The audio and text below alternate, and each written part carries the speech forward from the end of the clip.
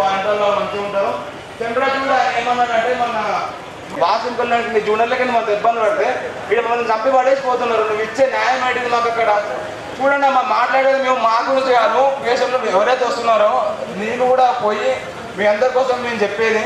ఇప్పుడు మాకు మీరు తోడు ఉంటే రేపు మీకు ఏదైనా మేము వస్తాం. మేము ఏం చేసినా మీకు అంత ఎఫెక్టివ్ ఉంటుంది.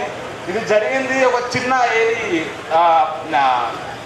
దొంగతనం కాదు, గొలుసు లేకపోలేదు. అది ఒక మనిషిని చంపేసి ఎంత కిరాతంగా చేస్తే న్యూస్లో వేస్తారు. ఒక స్టేటస్ పెట్టేసుకొని అయిపోయింది. అది ఇంతే. ఇక ఒక 2 రోజులు ఏడుస్తాం. ఎవరికి బాధ్యత అనేది ఉండదు. అంటే చదువు మామూలుగా చదువుకున్న వాళ్ళే అసలు ఇవన్నిటి మనకు అవసరం లేదు అనుకుంటారు. చదువుకున్న వాళ్ళు ఊళ్ళల్లో ఉండే వాళ్ళకి అట్లాంటివి తెలుసు. ఇట్లా జరిగింది, మనం వచ్చి పోరాడదాం, మేము చేస్తాం ఏదో కూడా అనేది. ఎన్నో అయింది, ఆమె చచ్చిపోయింది. వీళ్ళు 10 రోజులు కూర్చుంటారు, 10 రోజులు కూర్చుంటే అయిపోతుంది, మనకు అవసరం లేదు. సుప్రీంకోర్టు అంటే మేము ఇంత చేసి సుప్రీంకోర్టుకి చెప్తే వాళ్ళు ఏమంటున్నారు, 10 days వాయిదా చేస్తాం, నెక్స్ట్ రోజు వాయిదా చేస్తాం. అంటే వీళ్ళు వాళ్ళ ప్లాన్ ఏంటిదంటే మేము అందరం తెలివి తక్కువ ఎవ్వరం కాదు, వెళ్ళండి అంటే అప్పటి వరకు మేము కూర్చోవాలి. అంటే మేము చూసి ఇక ఓపిక వెళ్ళిపోతుంది. వాళ్ళే లైట్ తీసుకుంటారు. వాడు మంచిగా వాడు కొడుకు అక్కడ బయట ఎంజాయ్ వచ్చి వాడు మొత్తం ట్రిప్స్గా వచ్చి వాడు మంచిగా వచ్చిన తర్వాత మళ్ళీ ఇట్లాంటి స్టార్ట్ చేస్తాడు. మీరు అటెండెన్స్ చేసుకుంటాం రండి అంటే అప్పుడు ఉరికొస్తున్నారు కదా. అంటే అటెండెన్స్ ఎందుకు అంటే అటెండెన్స్ లేకపోతే ఆపేస్తారు కావచ్చేమో. నువ్వు చెప్పు సార్ ఇట్లా మేము వచ్చినాం, స్ట్రైక్ చేసినాం, మేము మా హక్కుల కోసం పోరాడినాం సార్ అని నువ్వు మాట్లాడితే, నువ్వు అట్లా మాట్లాడినాక నువ్వు విశ్వటి దగ్గర భయపడితే ఆమెకు తెలుసు వెనక డ్రగ్స్ మాఫియా ఉంది, డ్రగ్స్ వెనుక పెద్ద పెద్ద మినిస్టర్లు ఇంకా ఎమ్మెల్యేలు నేను మాట్లాడితే నన్ను చంపేస్తాను, నా గొంతు తీసి చంపేస్తారని అక్కడికి తెలుసు. తెలిసినా కూడా ఆమె భయపడలేదు. నేను ఎట్లా చేసైనా ఈ డ్రగ్స్ మాఫియాని ఆపేస్తా, దీన్ని ఆపేసి ఎవరినో ఆమె గంట పెద్దోళ్ళకే భయపడలేదు, నేషన్కే భయపడలేదు.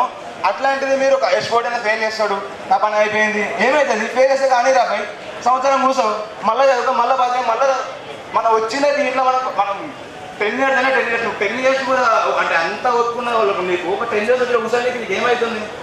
మనకే లేకపోతే బయట నుంచి మన కోసం ఎవరు పోరాడతారు? మేము చెప్పేది మా గురించి కాదమ్మా. అమ్మ మేము మాట్లాడే మీకు అందరికీ తెలుసు ఏమవుతుందో అక్కడ. ఆడ కీలకం మన ఇంట్లో ఇద్దరు కూతున్నారు, చేతులు మనం ఎందుకు ఉంటాం కదా. చెప్పేది మీ అందరు కూడా చూడండి, ఇది మేము ఏదో మాకు ఇష్టం లేదు. ఆడ పేషెంట్ వదిలిపెట్టి మేము ఏం పోండి, మాకు ప్రొటెక్షన్ మేము దండ వేయాలి, మాకు అవసరం లేదు, మీరు రెడీ చేస్తాం. మేము ఎప్పుడు ఒక డాక్టర్ అంటాడు, కాపాడాలని ఉంటాడు. నేను కష్టపడి ఈ ఎంపీగా స్ట్రీమ్లోకి వచ్చింది కూడా ఒకరికి రక్తం వస్తే తుడిచి అక్కడ కట్టడానికి నేను వచ్చినా కానీ సక్సెస్ తెచ్చుకొని ఇక్కడ బాధపడేది ఎవరు? ప్రజలు. మీరే బాధపడేది. అసలు వాళ్ళు చూసుకుంటారు. మేము ఆపేస్తాం అయితే మేమవుతుంది ఎవరిలో ఒక ప్రాణం అవుతుంది. ప్రాణం అంటే అది అంత చిన్నదా? ప్రాణం ఎవరికైనా ప్రాణమే. అది మేము ఇంత బాధపడాలంటే ఇప్పుడు ఆమె పైన దెబ్బ పడ్డదంటే మా పైన కూడా పడ్డది, మీ పైన కూడా పడ్డది. మా అమ్మ నాన్న అదేం జాబ్ కాదు, మా ఊళ్ళో ఏం పాలిటిక్స్ కాదు. మా అమ్మ నాన్న వ్యవసాయం చేస్తారు, మా నాన్న రోజు స్కూల్కి పోతాడు. మా అమ్మకు హెల్త్ వాళ్ళకి ఇప్పుడు ఆమె ఓట్లేదు. వాళ్ళు నేను చెప్తున్నారంటే లేదు మీరు కొట్లాడండి. నేను చెప్పిన వాళ్ళకి నేను పెద్ద డాక్టర్ అవుతామా, మీకు ఇట్లా వ్యవసాయం చేయనియాను, రేపు పెద్ద బిల్డింగ్ కడతాను. నా చేతులు ఉంటాయి. ఒక అమ్మాయి, ఆమె ఒకటే కూతురు, ఆమె చిన్నప్పటి నుంచి చదివించి 10th పాస్ అయింది, ఇంటర్ పాస్ అయింది, కష్టపడి ఎంబీబీఎస్ కొట్టుకొని 5 సంవత్సరాలు చేసి మళ్ళీ 3 సంవత్సరాలు పీజీ అవన్నీ చేసి 10 సంవత్సరాలు ఒక అమ్మాయి ఒకటే కూతురు ఉండి ఆమెకు నెలకు 2 లక్షల రూపాయలు జీతం వెళ్తుందంటే ఆమెకు ఎంత ఉంటుంది? అట్లాంటి ఆమెను తీసుకొచ్చి ఆమె ఎక్కడున్నా బయట అందరూ చూసి మీరు ఏదో అయిపోతుంది, మేము వచ్చి వెళ్ళిపోతాం, మేము ఉండి ట్రీట్మెంట్ చేస్తాం, మీరు కరెక్టే, మీరు వెళ్ళిపోతున్నాం. ట్రీట్మెంట్ చేసి చేతుల్లో నరికేస్తే ఎట్లా చేస్తాం? మేము మాట్లాడేది ఎవరి గురించి కాదమ్మా. ఇది మనం దగ్గరుండి అందరం కలిసి పోరాడితేనే మాకైనా జరుగుతుంది, న్యాయం జరుగుతుంది, అందరికైనా న్యాయం జరుగుతుంది. రేపు మీ ఇంట్లో అదే పరిస్థితి వస్తే మేము కూడా వస్తాం, నేను వస్తా. మీ బిడ్డలకు, మీ చెల్లెలకు, మీకు ఎవ్వరికైనా వస్తే వాళ్ళకి ఇట్లయినా జరగదు.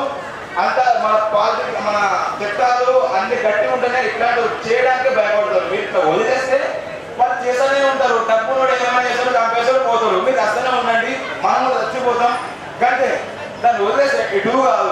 కొంచెం మేము ఇంత కష్టపంటే మేము గుర్తుగా కూర్చోలేదు కాదా. మేము ఇక్కడ దేనికోసం కూర్చున్నామంటే న్యాయం కోసమే కూర్చున్నాం. మాకు మేము ఇట్లా గాయాలు చేసి వాళ్ళు కూర్చుంటారులే, వాళ్ళే చూసుకుంటారు, వదిలేసుకోవడం కాదు. మేము మాకు ఎంత తొందరగా మాకు న్యాయం దొరికితే మీకు వస్తాం. మీ అందరికి మేము ట్రీట్మెంట్ చేస్తాం. మాకైతే న్యాయం జరగాలి. న్యాయం జరిగేంత వరకు ఇక్కడ నుంచి పోయేది లేదు. ఇక్కడ నుంచే కాదు, ఎంత దూరమైన మొత్తం ప్రాణాలు వేయడానికి సిద్ధమే, రక్తం చిందించడానికి సిద్ధమే. We won! We won!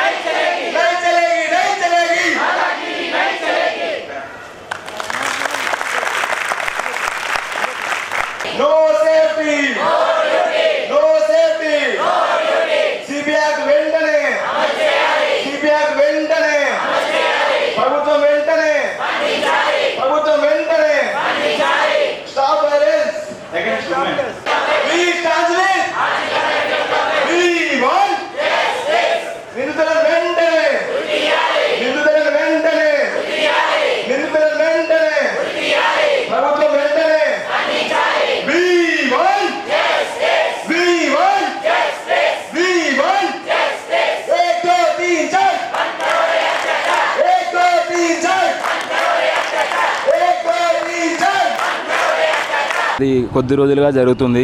అది 9వ తారీఖు ఆ రోజు అది జరిగిందండి. ఇప్పటివరకు మాకు అసలు ఎలాంటి న్యాయం జరగలేదు. సుప్రీంకోర్టులో ఏమని చెప్పారంటే వాళ్ళు మేము న్యాయం ఎలాగైనా నిందితులను పట్టుకుంటామని చెప్పారు. ఇంతవరకు అసలు నిందితులు ఎవరు గుర్తించలేదు, అసలు వాళ్ళని బయటికి తీసుకొచ్చే ప్రయత్నం కూడా చేయలేదు.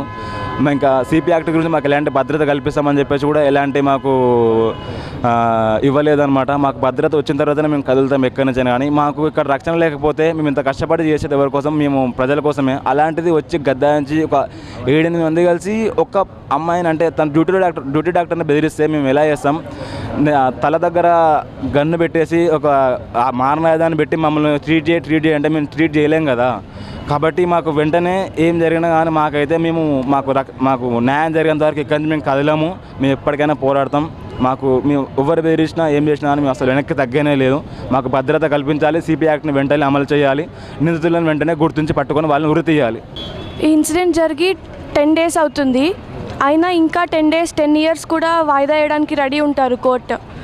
ఇది ఎందుకు అంటే మా డిమాండ్స్ ఏంటంటే ఫస్ట్ సిపి యాక్ట్ కావాలి, నిందితుల్ని ఉరి తీయాలి.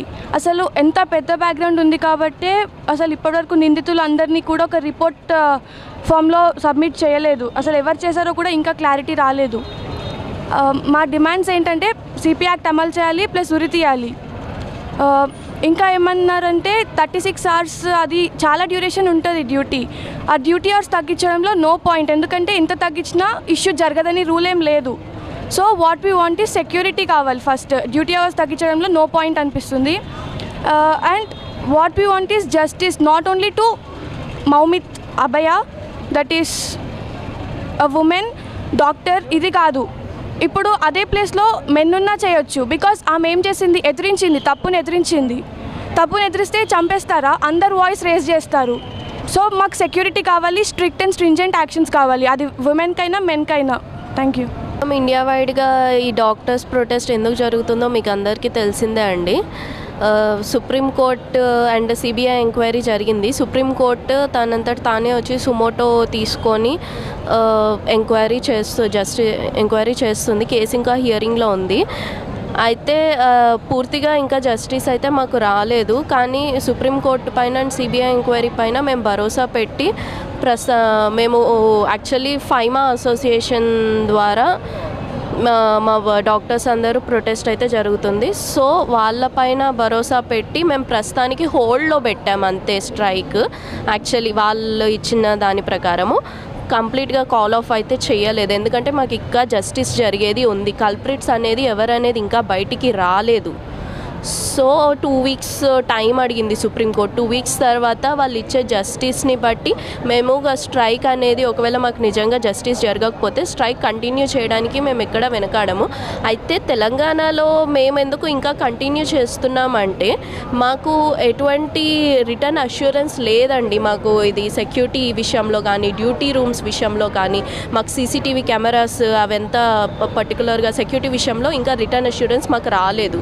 సో మేము హెల్త్ మినిస్టర్ గారిని కలిసి అక్కడి నుంచి మాకు రిటర్న్ అష్యూరెన్స్ వచ్చేంత వరకు తెలంగాణలో అయితే ఈ స్ట్రైక్ అయితే కాల్ ఆఫ్ అవ్వదండి. మాకు రిటర్న్ అష్యూరెన్స్ వచ్చినాక మేము డ్యూటీస్ జాయిన్ అవుతాము. కానీ మా మెయిన్ మోటో జస్టిస్ ఫర్ అభయ. కోల్కతాలో జరిగిన ఇన్సిడెంట్, దుర్మార్గమైన దుర్ఘటనకి జస్టిస్ జరగాలి. నిందితులు ఎవరైనా వెంటనే పట్టుకోవాలి, వాళ్ళకి ఉరిశిక్ష పడాలండి. అంతవరకు మా ఈ స్ట్రైక్ అయితే ఆగదు.